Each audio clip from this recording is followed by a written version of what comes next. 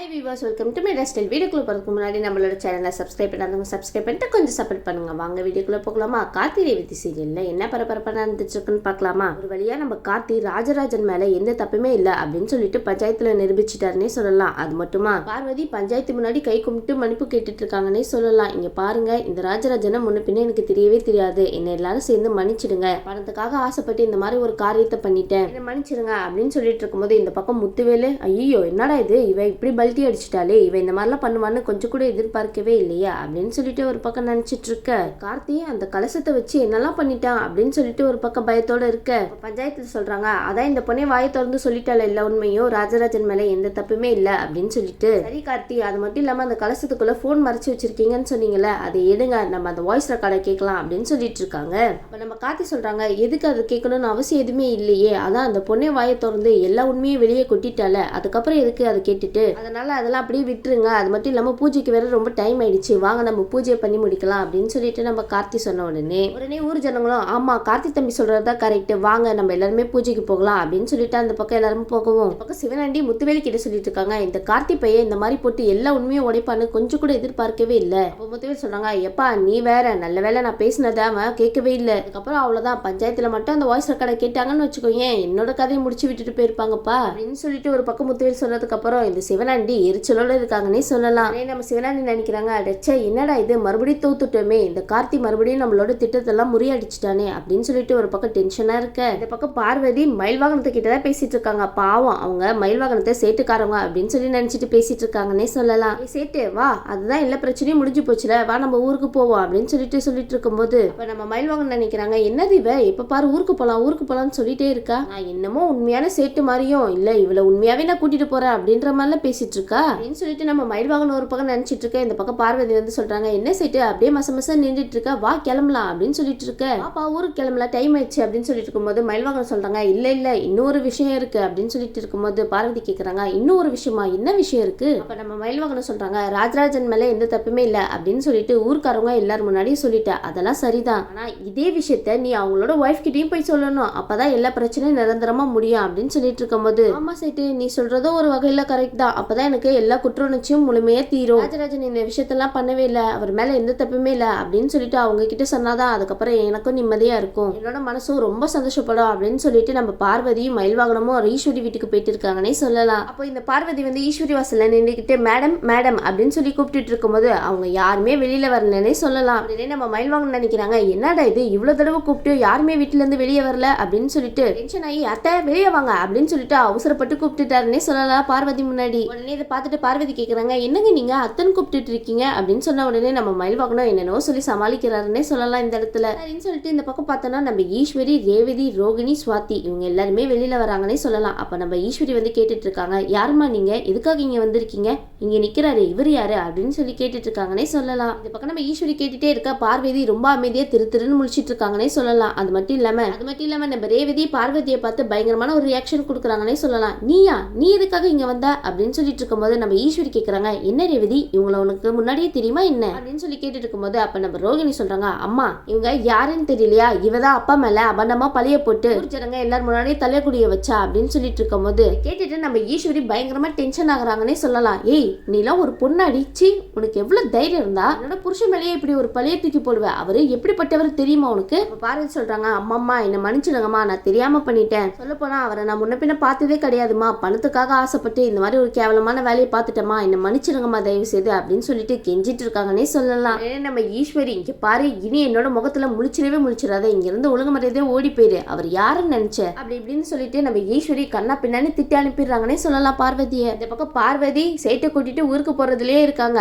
ஐயோ சேட்டு இல்ல, நம்ம மயில் வாகனத்தை கூட்டிட்டு ஊருக்கு போறதுலயே இருக்காங்கன்னே சொல்லலாம். இந்த இடத்துல மயில் வாகனம் நல்லா வசமா மாட்டிக்கிட்டீங்களா, இந்த பார்வதி கிட்ட இருந்து எப்படி தப்பிக்க போறீங்க? அந்த இடத்துல மயில் வாகனம் வந்து ரோகிணியே பார்த்துட்டு போறாங்கன்னே சொல்லலாம். உடனே ரோகிணி நினைக்கிறாங்க, எதுக்காக இந்த ஆள் இப்படி பார்த்துட்டு போறேன் என்ன அப்படின்னு சொல்லிட்டு நினைச்சிட்டு இருக்காங்கன்னே சொல்லலாம். அடுத்ததான் சரின்னு சொல்லிட்டு நம்ம மயில் வாகனம் பார்வதி கூட போயிட்டு இருக்காங்கன்னே சொல்லலாம். இந்த பக்கம் நம்ம ரேவதி எல்லார்கிட்டயும் சொல்லிட்டு இருக்காங்க, அதான் அப்பா எந்த தப்பு பண்ணலன்னு எல்லாருக்கும் தெரிஞ்சு போச்சுல இப்போ, ஆனா அம்மா நீங்க அப்பா மேல எந்த தப்புமே இல்ல அப்படின்னு சொல்லிட்டு கடைசி வரைக்கும் நம்பவே இல்லல, இப்ப என்ன சொல்றீங்கம்மா, அவரை எப்படி கண்ணா பின்னாடி திட்டி இருப்பீங்க? அப்ப இதெல்லாம் கேட்டுட்டு நம்ம சாமுண்டீஸ்வரி பயங்கரமா ஃபீல் பண்ணிட்டு இருக்காங்கன்னே சொல்லலாம். ஆமா ரேவதி, நான் உங்க அப்பாவை ரொம்ப தப்பா நினைச்சிட்டேன், ஆனா நான் பண்ண விஷயம் எவ்வளவு பெரிய தப்புன்னு இப்ப எனக்கு புரிஞ்சிருக்கு, நான் பண்ணது பெரிய தப்பு தான். இப்ப நம்ம ரேவதி சொல்லிட்டு இருக்காங்க, அதான் அப்பா மேல எந்த தப்புமே இல்ல அப்படின்னு சொல்லிட்டு தெரிஞ்சு போச்சுல, இப்ப எதுக்கு என்கிட்ட மன்னிப்பு கேட்டுட்டு இருக்கீங்க நீங்க? அதனால இந்த மன்னிப்பை போய் அப்பா கிட்ட கேளுங்கம்மா அப்படின்னு சொல்லிட்டு இருக்கும்போது, அது மட்டும் இல்லாம கோவில்ல பூஜை எல்லாம் ஆரம்பிச்சிருப்பாங்க, வாங்க நம்ம எல்லாரும் அங்க போலாம், நம்ம அந்த பூஜையில போய் கலந்துக்கிட்டு அப்ப ரொம்ப சந்தோஷப்படுவாரு அப்படின்னு சொல்லிட்டு இருக்கும்போது, நம்ம ரோகிணி சுவாதி எல்லாருமே சேர்ந்துட்டு சரி ஆமா வாங்க போலாம் அப்படின்னு சொல்லிட்டு நம்ம ரேவதி ரோகிணி சுவாதி 3 பேருமே கோவிலுக்கு போயிட்டு இருக்காங்கன்னே சொல்லலாம். இந்த பக்கம் நம்ம சந்திரகலாக்கு இந்த விஷயம்லாம் தெரிய வந்து, என்னங்க சொல்லிட்டு இருக்கீங்க நீங்க அப்படின்னு சொல்லிட்டு அதிர்ச்சி ஆக்குறாங்கன்னே சொல்லலாம். வழக்கம் போல அந்த கார்த்தி முன்னாடி மறுபடியும் தோத்து போயிட்டோமா அப்படின்னு சொல்லி கேட்டுட்டு இருக்கும்போது,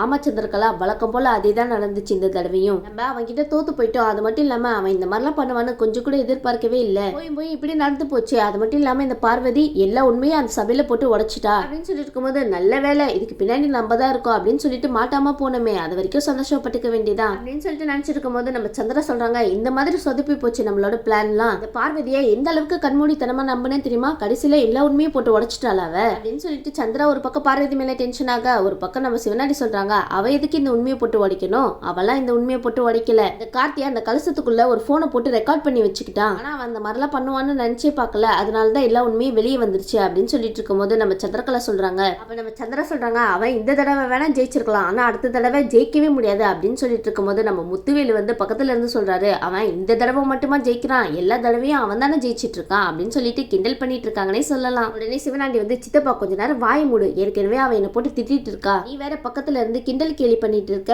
ஓங்கி அரைஞ்சனா அவ்வளவுதான் உன்ன அப்படின்னு சொல்லிட்டு இருக்கும்போது நம்ம முத்துவேலு வாய் மூடிட்டு இருந்துறாருன்னே சொல்லலாம். நம்ம சந்திர சொல்றாங்க கோவில் கும்பாபிஷேகம் நாளைக்கு தானே, இந்த கோவில் கும்பாபிஷேகம் எப்படி நடக்குதுன்னு நானும் ஒரு கை பாத்துறேன் அப்படின்னு சொல்லிட்டு நம்ம சந்திரகலா ஒரு பக்கம் புலம்பிட்டு இருக்க, இன்னொரு பக்கம் நம்ம சிவனாண்டி இந்த பூஜையை என் கையால தான் நடத்தணும் அப்படின்னு சொல்லிட்டு சந்திரா எவ்வளவோ ஆசைப்பட்டு என்னென்னவெல்லாம் பண்ணா, ஆனா கடைசியில எல்லா விஷயமும் இப்படி சொதப்பி போச்சு அப்படின்னு சொல்லிட்டு ஒரு பக்கம் டென்ஷன்ல இருக்க, இன்னொரு பக்கம் நம்ம ராஜராஜன் அவரோட கையால கோவில் கும்பாபிஷேகத்துக்கு தேவையான முன் பூஜை எல்லாம் எல்லாமே பண்ணிட்டு இருக்காங்கன்னே சொல்லலாம். அப்ப அந்த இடத்துக்கு நம்ம ரேவதி சுவாதி ரோகிணி எல்லாரும் வரவும் அந்த இடத்துல கார்த்தி தான் நின்றுட்டு இருக்காங்கன்னே சொல்லலாம். ஒரு பக்கம் பூஜை எல்லாம் நல்லபடியா நடந்து முடிஞ்சதுக்கு அப்புறம் நம்ம கார்த்தி கிட்ட ராஜராஜன் சொல்றாங்க மாப்பிள்ள உண்மையை சொல்ல போகணும்னா நான் ரொம்ப சந்தோஷமா இருக்கேன்னு சொல்லலாம், அது மட்டுமா நீங்க மட்டும் இந்த உண்மையை நிரூபிக்கலன்னா என்னோட நிலைமை என்ன இருக்கணும் என்னால நினைச்சு கூட பார்க்க முடியல, எல்லாரும் முன்னாடியும் நான் கூனி குறுகி நின்றுட்டு இருந்திருக்கணும் அப்படின்னு சொல்லிட்டு இருக்கும்போது, மாமா இங்க பாருங்க இதுக்கப்புறம் இதை பத்தி எதுவுமே கவலைப்படாதீங்க, சொல்ல போனா நீங்க எந்த தப்புமே பண்ணல, அப்படி இருக்கும்போது எதுக்காக நீங்க ஃபீல் பண்ணிட்டு இருக்கணும் சொல்லுங்க அப்படின்னு சொல்லிட்டு இந்த பக்கம் பார்த்தோன்னா நம்ம மயில் வாகனத்தையும் பார்வதி தான் காமிச்சிட்டு இருக்காங்கன்னே சொல்லலாம். பார்வதி சொல்றாங்க சரி சரி டைம் ஆயிடுச்சு வா சேர்த்து நம்ம ஏர்போர்ட்டுக்கு போலாம் அப்படின்னு சொல்லிட்டு இருக்கும்போது, என்ன தீவ ஏர்போர்ட்டுக்கு போகணும்னு சொல்லிட்டு இருக்கா, அதுக்கப்புறம் என்னோட பொண்டாட்டியை யார் பாக்குறது அப்படின்னு சொல்லிட்டு நம்ம மயில் வாகனம் மைண்ட் வாய்ஸ்ல யோசிச்சுட்டு இருக்காங்கன்னே சொல்லலாம். அப்ப நம்ம மயில் நினைக்கிறாங்க இந்த விஷயம் மட்டும் அவளுக்கு தெரிஞ்சிச்சுன்னா அதுக்கப்புறம் அவ்வளவுதான் என்னோட கதை முடிஞ்சிரும், எப்படியாவது இவளை கழட்டி விடணுமே அப்படின்னு சொல்லிட்டு மயில் வாகனம் ஒரு பக்கம் யோசனையில இருக்க, நம்ம மயில் வாகனம் வந்து நைசா பார்வதி கிட்ட சொல்றாங்க இங்க பாரு நீ இங்கே இரு நான் ஒரு போன் பண்ணிட்டு வந்துடுறேன் அப்படின்னு சொல்லிட்டு நம்ம மயில் வாகனம் கார்த்திக் தான் கால் பண்றாங்கன்னே சொல்லலாம். உடனே வந்து மயில் வாகனம் சொல்றாங்க இங்க பாருப்பா இவ என்ன உண்மையான சேட்டு அப்படின்னு சொல்லி நினைச்சிட்டு என் பின்னாடியே வந்துட்டு இருக்காப்பா, இவளை எப்படிப்பா கழட்டி விடுறது எனக்கு தெரியவே இல்லை அப்படின்னு சொல்லிட்டு இருக்கும்போது, இந்த விஷயத்த மட்டும் ரோகிணி கேட்டுட்டா அவ்வளவுதான் நான் காலிப்பா அப்படின்னு சொல்லிட்டு இருக்கும்போது நம்ம கார்த்தி சிரிக்க ஆரம்பிச்சிடறாங்கன்னே சொல்லலாம். உடனே வந்து மயில் வாகனம் கேக்குறாங்க என்னப்பா நீ இன்னும் சிரிச்சிட்டு இருக்க, என்னோட கதை உனக்கு சிரிப்பா இருக்கா, எப்படியாவது காப்பாத்து இவ கிட்ட இருந்து, என்ன பார்வதி கிட்ட இருந்து மாமாவை காப்பாத்தியாச்சு, ஆனா இப்ப நான் போய் மாட்டிக்கிட்டேனே என்ன இவ கிட்ட இருந்து இப்ப நீ தான்ப்பா காப்பாத்தணும். அந்த இடத்துல நம்ம கார்த்தி வந்து ஒரு விஷயத்த சொல்றாங்கன்னே சொல்லலாம் மயில் வாகனத்துக்கிட்ட, நீங்க இந்த மாதிரி ஒரு விஷயத்த சொல்லிட்டு வந்துருங்க. அப்ப நம்ம மயில் வாகனமும் பார்வதி கிட்டே ஏதேதோ சொல்லி சமாளிக்கிறாங்கன்னே சொல்லலாம். பார்வதி வந்து சொல்றாங்க என்னங்க சொல்லிட்டு இருக்கீங்க நீங்க அப்படின்னு சொல்லிட்டு இருக்கும்போது மயில் வாகனம் சொல்றாங்க ஆமா நான் வந்து படத்தெல்லாம் பேங்க்ல இருந்து எடுத்துட்டு வரணும், நான் இந்த பக்கம் போய் எல்லாத்தையும் எடுத்துட்டு வந்துடுறேன், நீ இந்த பக்கம் ரெடியா இரு சரியா அப்படின்னு சொல்லும் போது பார்வதி சரிங்க நீங்க சொல்றது கரெக்ட் தான் அப்படின்னு சொல்லிட்டு இருக்காங்க. இந்த பக்கம் நம்ம மயில் வாகனம் நினைக்கிறாங்க நல்ல வேலைப்பா கார்த்தி சொன்ன மாதிரியே நம்ம பண்ணிட்டோம், நல்ல வேலை இவகிட்ட இருந்து எப்படியோ தப்பிச்சுட்டோப்பா அப்படின்னு சொல்லிட்டு நம்ம மயில் வாகனம் பார்வதியை ஏமாத்திட்டு அந்த இடத்த விட்டு உடனடியா கிளம்பி வந்துடுறாங்கன்னே சொல்லலாம். அப்படின்னு சொல்லிட்டு ஒரு பக்கம் எல்லா பூஜையும் நல்லபடியா முடிய, இன்னொரு பக்கம் நம்ம ரேவதி மாமா மாமா அப்படின்னு சொல்லிட்டு கத்திட்டு ஓடி வராங்கன்னே சொல்லலாம். உடனே நம்ம கார்த்தி வந்து என்ன ரேவதி அப்படின்னு சொல்லி கேட்டு இருக்கும்போது ரேவதி சொல்றாங்க மாமா எனக்கு நல்லாவே தெரியும் நீங்க இந்த எல்லா பிரச்சனையும் நல்லபடியா முடிச்சு தந்துருவீங்கன்னு, ஆனா எனக்கு ஒரு ஆசை இருக்கு மாமா அதை நீங்க தான் நிறைவேற்றி தரணும் அப்படின்னு சொல்லிட்டு இருக்கும்போது நம்ம கார்த்தி கேக்குறாங்க உனக்கு என்னமா ஆசை அப்படின்னு சொல்லி கேட்டுட்டு இருக்காங்க.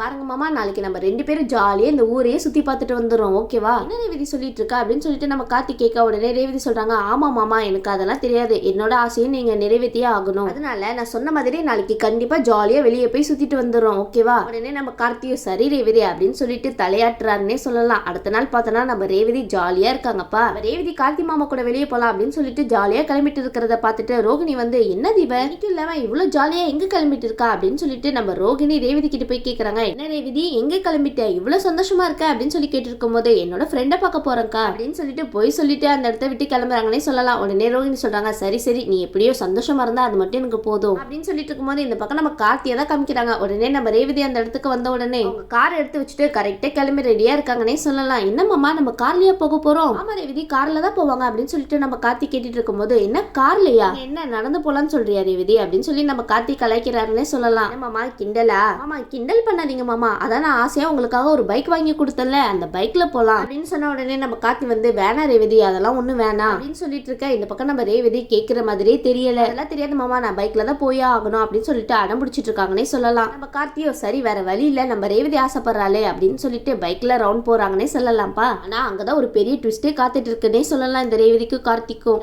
ரேவதி பைக்ல போறத போய் இந்த சந்திரகலா பாத்துறாங்கன்னே சொல்லலாம். அவ்வளவுதான், எல்லாம் முடிஞ்சு போச்சு. யார் கண்ணில் படக்கூடாதோ அவங்க கண்ணிலே மாட்டிக்கிட்டீங்களே ரேவதி கார்த்தி. இதுக்கப்புறம் இதை வச்சு ஒரு திட்டத்தை போடலாம் அப்படின்னு சொல்லி யோசிச்சுட்டு இருப்பாங்க. சரிங்க, இதுக்கப்புறம் இந்த விஷயத்தை வச்சு இந்த சந்திரகலா என்னென்ன பண்ண போறாங்கன்னு வெயிட் பண்ணி பார்க்கலாம். இந்த வீடியோ உங்களுக்கு பிடிச்சிருந்துச்சுன்னா மறக்காம மெட்ரோ ஸ்டைல லைக் பண்ணுங்க, ஷேர் பண்ணுங்க, சப்ஸ்கிரைப் பண்ணிடுங்க. தேங்க்யூ.